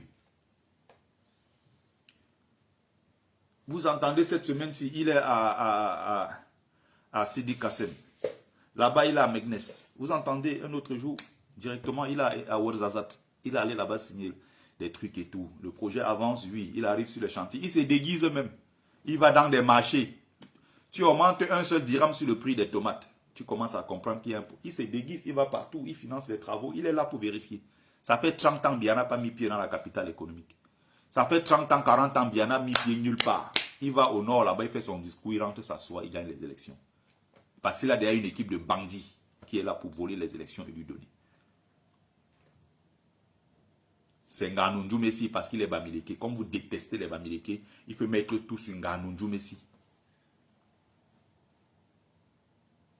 Parce que vous n'aimez pas les Bamileke. Le président Paul Biya, c'est lui qui a financé, c'est lui qui a donné l'ordre, c'est lui qui a signé les dossiers. Il est où? Vous avez déjà vu Biya sur un chantier au Cameroun en train de contrôler? Voilà maintenant ça. 90% des marchés publics sont accordés aux Bamileke. Voilà ça. Parce qu'il faut détester le Bamileke. On doit changer ça. Mais ça, vous avez dit que la chambre des commerces, maintenant, on a redistribué à tout le monde. C'est ça qui va développer vos villages enclavés et autres. C'est ça qui va développer. On vous attend. Pendant ce temps, à l'ouest, nous, on a tout. Hein. On ne souffre pas. Multipliez votre haine contre les Bamileke. On va voir si c'est ça qui va mettre les routes dans vos villages. Et Toki Bavarde, la route ne part pas dans son village. La seule fois où la route est arrivée dans son village en Gambé, c'est l'État du Cameroun qui a construit ça. Et c'est l'État du Cameroun qui a mis le corps de son feu père, paix à son âme, un an à la morgue pour attendre qu'on fasse la route qui va aller dans son village en Gambé pour l'enterrement. Pour construire une petite maisonnette là-bas et l'enterrer dignement. Et tout le grand footballeur. Il n'y a pas de route qui va dans son village. Et il milite pour le RDP, c'est parti au pouvoir qui a détruit les zones Bassa. Dès que tu parles de ça, wow, il est haineux, il est ceci. Je m'en fous de vous. Je m'en moque complètement de ce que vous pouvez penser de moi. Je m'en branle, je m'en tape. Qui êtes-vous? Vous êtes de qui? Vous représentez quoi face à moi? Vous n'êtes que des petits puceaux, des petits lilliputiens, des petits moustiques face à moi. Le monument que je suis, moi, bon. prends le table de mon rang. Vous êtes de qui? Vous représentez quoi? C'est-à-dire que tu es haineux. Je m'en fous. Tu crois que quand tu dis ça, ça change quoi? Tu crois que quand tu dis ça, ça change quoi? Qu'est-ce que ça peut, moi, impacter? Qu'est-ce que ça va... Tu crois qu'en parlant comme ça va me faire changer de camp? Ou je vais peut-être essayer de nuancer mes propos? Ou ça va faire que je vais essayer de, je sais pas, d'arrondir les angles? Arrondir les angles pour plaire à qui? À la racaille que vous êtes? Pour plaire aux Lilliputiens que vous êtes? Vous ne m'intéressez pas. Bon, Bamileke sont les plus grands voleurs de ce pays. Je ne peux pas supporter plus que ça. Tu seras bloqué. Aussi simple que cela. Donc, je crois avoir dit l'essentiel.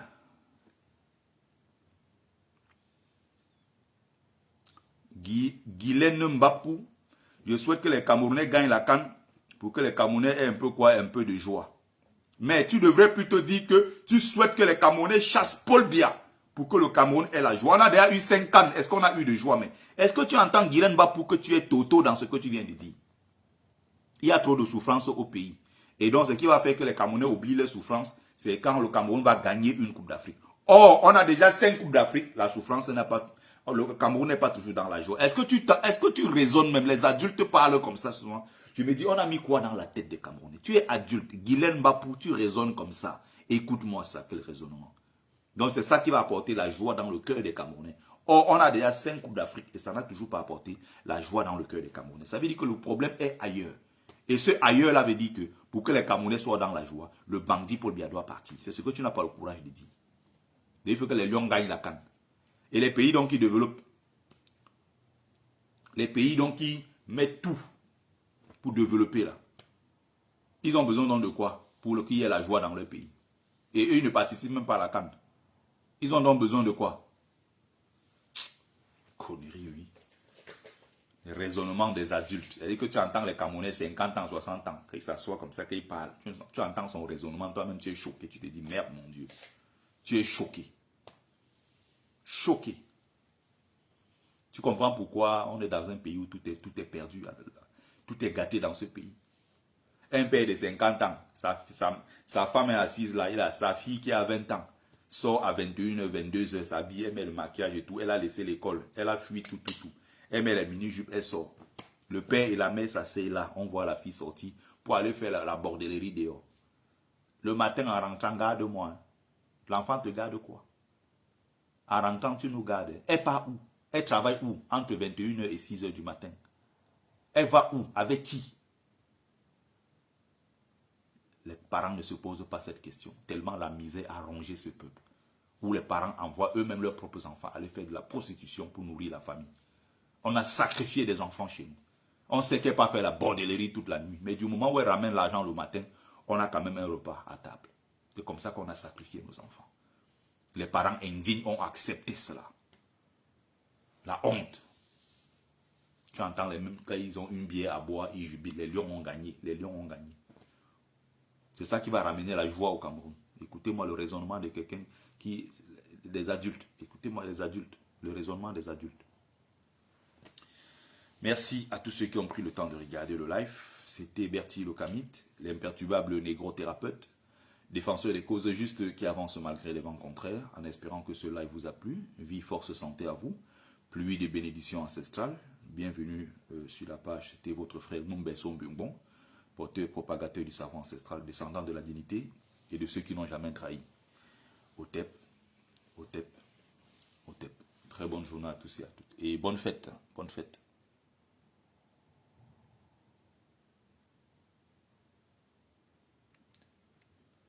Merci à vous.